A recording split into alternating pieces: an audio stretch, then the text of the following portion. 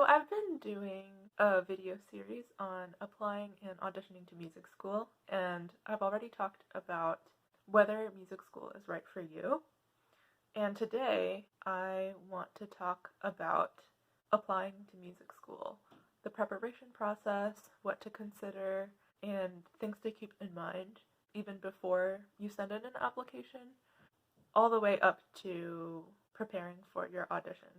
So the first step to consider is choosing your list of schools and where you potentially might want to go to college.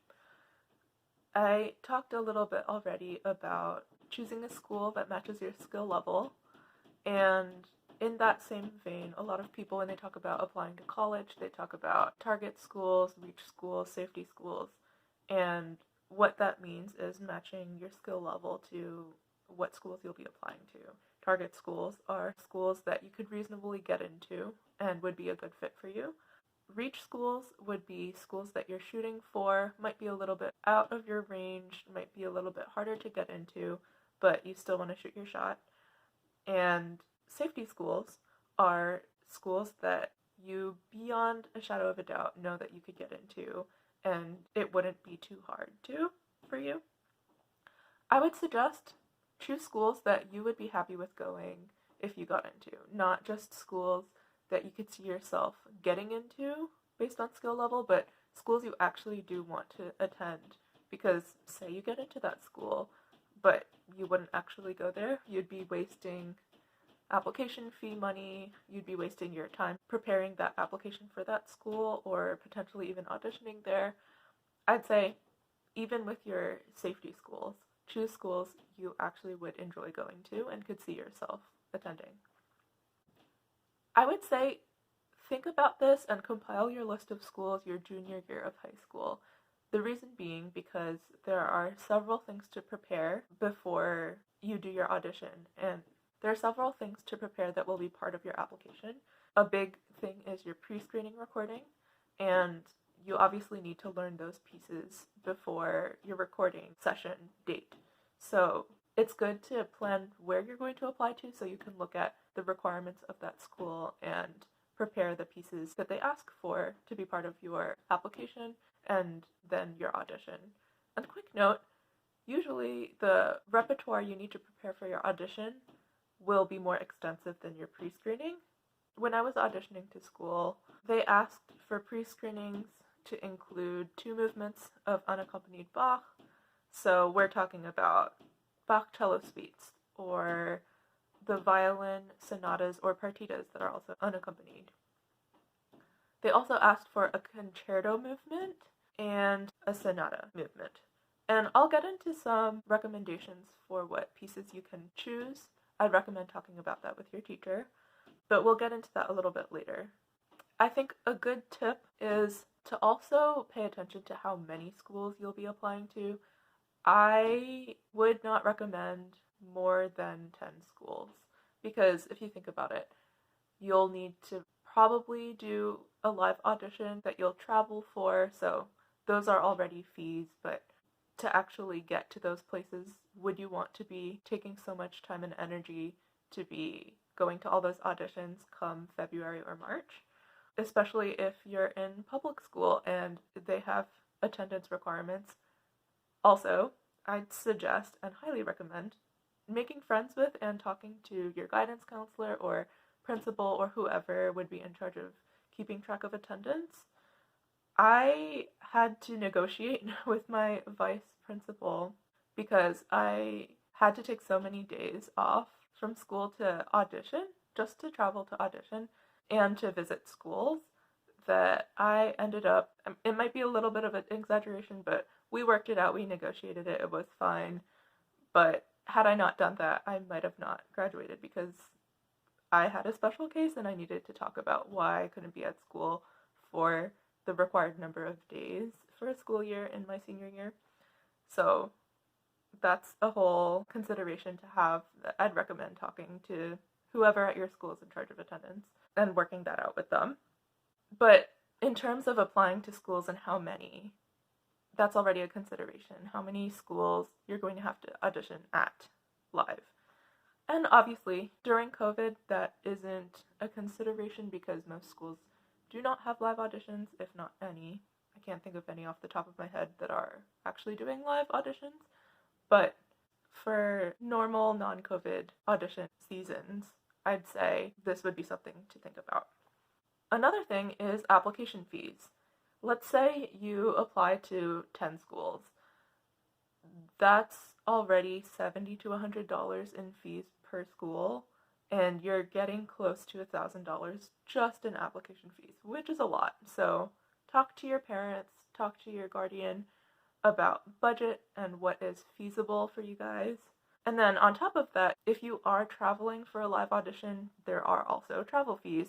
If it's out of state, you might need to stay at a hotel. So I would think about that, talk about that with your parents too, and try to map that out. I would also look at different schools' websites and see whether they allow auditions via recording. So this means that when it is time to audition to the school, you've already passed the pre-screening round and they've accepted your application. Some schools allow you to send in a recording in place of a live audition. Although I would suggest taking the live audition for the schools you are really excited about and want to go to, particularly because most schools prefer you to take the live audition over the recording. They just can hear you better, get a better sense for you as a musician, and things like that. So I already mentioned checking out your school's websites, and I want to talk about that a little bit more. So a tip is to try to look for overlaps in requirements of different schools so you don't have to prepare a ton of different pieces, but the pieces you choose can fit into different schools' requirements. So, for example, say School A asks you to prepare a sonata, just a general viola sonata, and School B asks you to prepare a viola piece that was written in the 20th or 21st centuries, so like a more contemporary piece. You could potentially prepare a Hindemith sonata because all of his pieces written were during the 1900s, so the 20th century. That's an example of a piece that fits into two different categories, two different requirements that different schools might be asking for, so you wouldn't have to prepare two different pieces for those requirements. Also, when you look at your different schools' websites, I would pull up a Word document or an Excel spreadsheet, or if you like writing things down by hand, go ahead and do that. Just some kind of way that you can refer back to where all the information from different schools will be in one place. And you want to collect things like application deadlines, what the amount of application fee is per school, the application requirements, whether it's pre-screening or different essays or teacher recommendations, how many teacher recommendations you're going to need to include in your application. Quick note on teacher recommendations.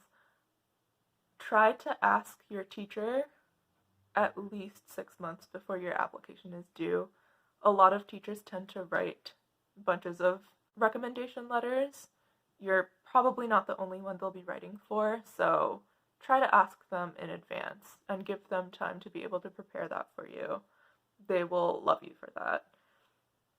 Other things you want to collect in your Word document, Excel spreadsheet, piece of paper, or whatever: live audition dates and repertoire for your live audition. So I would say compile all this information to keep track of, and then from that point, choose what repertoire you want to play. Now, I have some examples for you for different repertoire you could use for different categories of requirements. So, most schools ask for at least a movement of a viola concerto. You could use the Walton, or Bartók, or Hindemith's Der Spannendreher, or Stamitz, or the Penderecki concerto. All those are great options for college auditions. Typically, people will play these pieces because it's the kind of skill level most colleges are looking for. Most colleges, music schools, conservatories also ask for at least 2 movements of an unaccompanied Bach piece. We already talked about this. It could be the cello suites or the violin unaccompanied sonatas or partitas. Those are all good options. You might also get a requirement that asks for a sonata. You could do the arpeggione, the Brahms clarinet sonatas, the Opus 120, the Bach sonata, Clark sonata, any Hindemith sonata, unaccompanied or accompanied, Shostakovich sonata. There are other options too, but these are some off the top of my head. Then some schools may ask for an unaccompanied work. If they say this in addition to their Bach requirement, you're probably not going to want to play unaccompanied Bach. So you have options like the Reger suites, or Carter's Figment 4, or Hindemith unaccompanied sonatas. You could even use the Penderecki cadenza, which is from his concerto, but his cadenza is a standalone piece that gets performed all on its own. You could also do the Stravinsky Elegy. Those are all great options for college auditions. I would say talk to your teacher, get to know what would work for you. Also, try to find pieces that showcase your talents really well and are pieces that you personally enjoy and would love getting to learn. It's going to take probably at least 6 months to learn all of this rep, so you're going to be spending a chunk of time on all of this, so choose pieces that you love, are going to have fun learning, are going to have fun performing. For the prep before your pre-screening recording session, I would allot yourself 6 months to a year prior to your recording date, or around that time. Sometime in the fall of that year that you'll be applying to school is when you typically do your recordings for your pre-screenings. So allot 6 months to 1 year before the fall. Talk to your teacher about this and think about your track record of how fast you've learned pieces in the past, whether they're sonatas or concertos. Think about the length, the difficulty level, reasonably how long it would take for you to prepare your repertoire for pre-screenings and your audition. I would also think through how long it typically takes you to learn each requirement of your repertoire.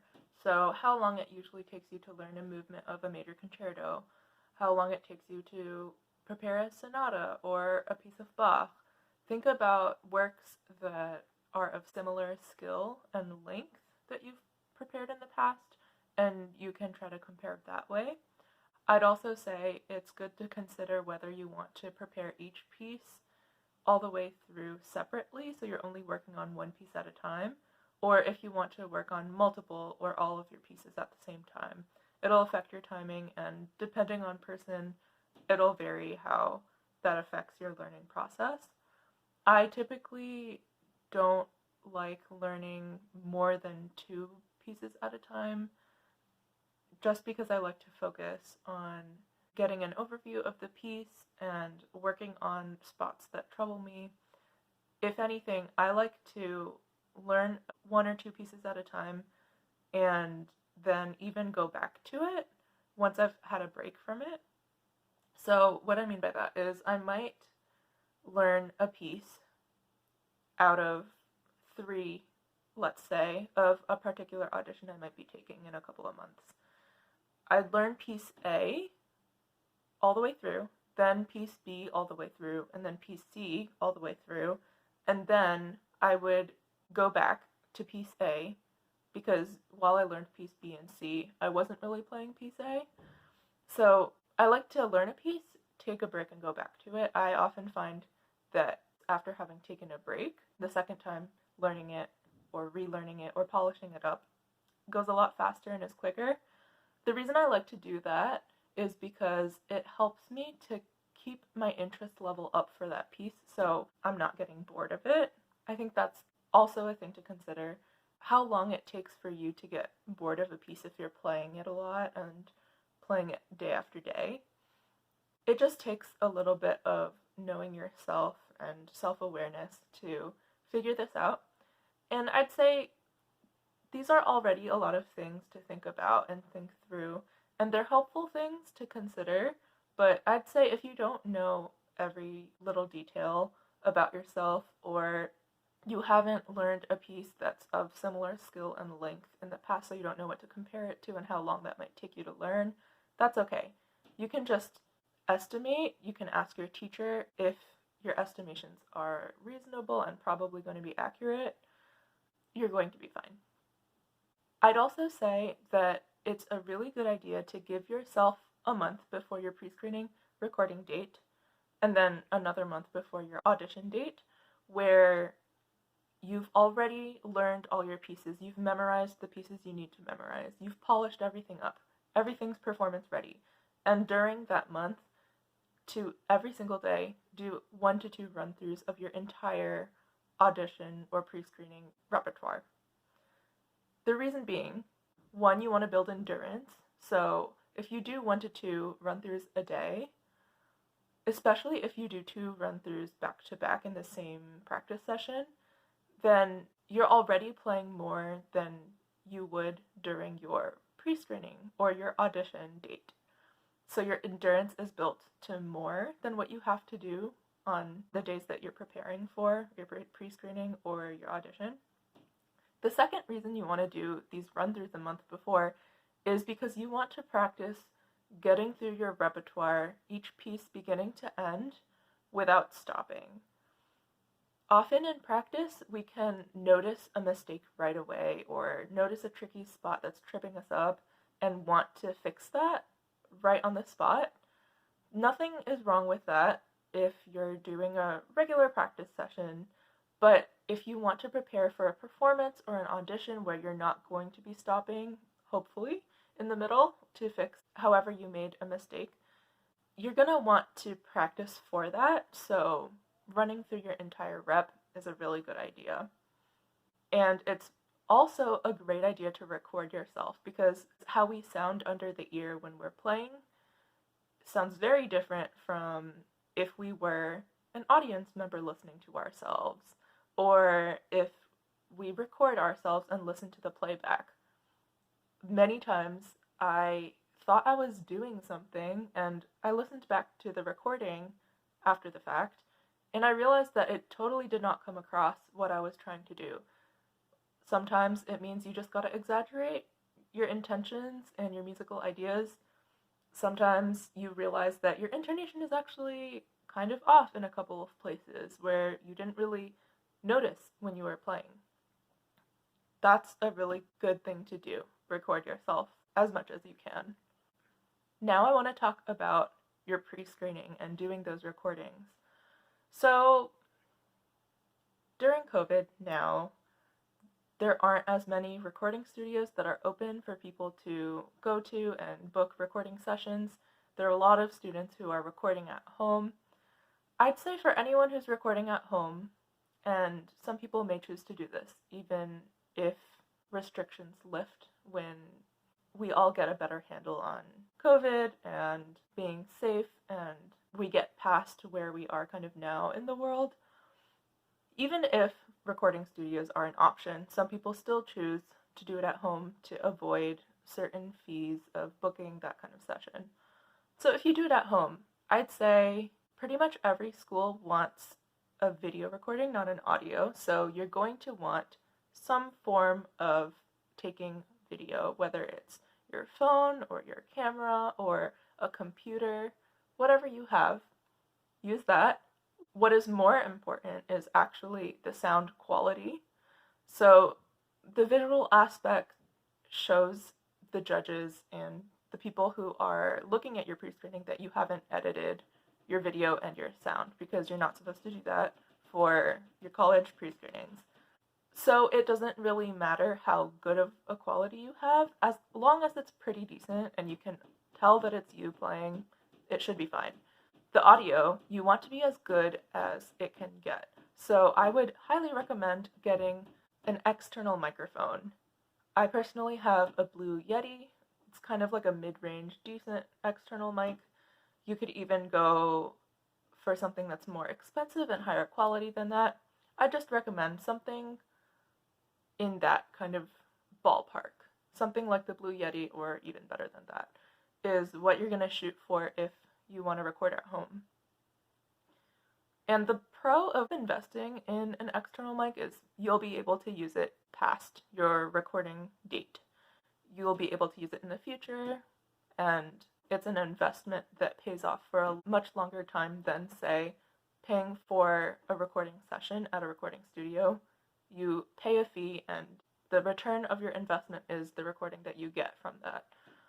On the other hand, you can go to a recording studio, book a session, record there, and have a sound engineer record you.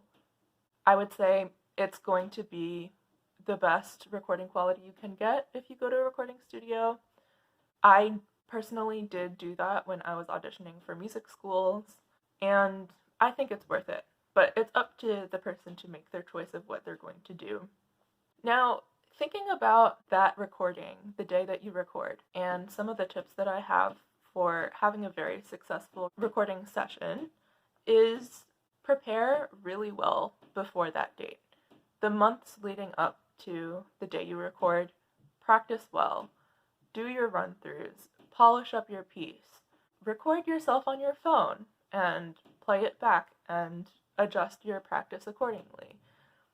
Practice really smart and be on top of your practice, not waiting until the week before or something to cram in practice. The best way to have a good recording session is to practice well beforehand, so you set yourself up well for that session that you do record.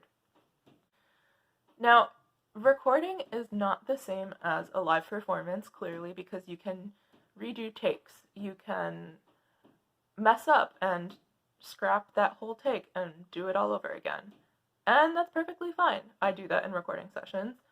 But you don't want to be unprepared for your session and continually do take after take as if you were taking some time to practice almost in that recording studio or in your home when you're recording. I'd say you don't want to rely on the fact that you can redo your takes and use that to not be as prepared as you would be for a live performance, because if you continually do take after take, you're going to tire yourself out really fast. I would not recommend more than 2 to 3 takes per piece, beginning to end, because most pre-screenings are going to ask for several pieces with several movements, and if you can already do the calculations in your head, if you have, say, 4 movements in your pre-screening, like 2 unaccompanied Bach movements, 1 concerto movement, and 1 sonata movement, that's 4. And if you do 2 takes per movement of your repertoire, that's already 8 full-length takes of those pieces. And it's at least an hour and a half of playing time. It will exhaust you if you do a lot more than that. So I would say just be really prepared. Have already done at least 2 to 3 rehearsals with your accompanist before your recording date, so you're comfortable with that accompanist. You know your entrances. You've already decided the musical decisions that you're going to make together. And get a good night's sleep at least a couple of days before your recording date. Eat according to what you're comfortable with. What I mean by that is leading to a recording session, a concert, any kind of performance, my adrenaline pumping affects my digestive system personally, so I can't eat a lot of food the day that I perform because it just won't sit well with me, and it'll be super uncomfortable for me during the recording session or performance. So I like to have lighter foods, lighter meals, maybe on the healthier side, so it's nothing too heavy or greasy that might upset my stomach later on in the day. But some people feel that they need to eat well and have balanced meals that they're used to so that they'll not have a growling stomach or feel on edge or hungry in the recording session. I'm not like that, but that's why I say just know yourself and know your body so that you know how to prepare for that day. The last thing I want to talk about is additional application materials that you will need to prepare for the application that you send to your school. So one of those things is essays. I would recommend getting as personal as you can in your personal statements and essays. This is not the place to be putting accomplishments, resume points. The right place for that kind of thing is in a resume that you might send in your application, or the specific questions that ask you about summer festivals you've been to, the education you've had, the competitions you've won. Your personal statements and essays are for the people reading your application to get to know you better as a person. And I'd recommend, if the prompt isn't asking you for a very specific thing, in general, it's a good idea to use the essay, to explain and share an experience that changed you as a person. That's typically what you want to talk about. The other application material that I wanted to touch on is teacher recommendations. So clearly for music school, you're going to want to ask your private teacher to write a recommendation and send that. I don't think I know any schools that don't ask for a private teacher recommendation, so you want to have that. You could also ask, if they ask for more than one letter of recommendation, a mentor from an ensemble that you participated in. So if it's orchestra, it would be your conductor. If it's chamber music, it would be the coach that you worked with. Those are good options for letters of recommendation. And then the third category of mentor and teacher that I'd suggest is a high school teacher. So I'd recommend someone who you know a little better than just having gone to their class. They know you, they have some kind of personal relationship with you, they've seen you work hard, they've seen you grow, you've had some kind of conversation outside of the classroom before, hopefully. Quick story, actually. I was considering asking one of two teachers for a humanities teacher letter of recommendation. It was either going to be my history teacher or my English teacher. And I had better grades in my English class, but I had more of a personal connection with my history teacher, and he had seen me bring up my grade from the first semester to the second. So I chose the history teacher in the end, and I'm pretty glad that I did, because I think his letter of recommendation actually would have done more for me, and probably did do more for me than my English teacher would have. So I hope all of these ideas and tips about applications for music school were helpful for you and anyone who's thinking of applying.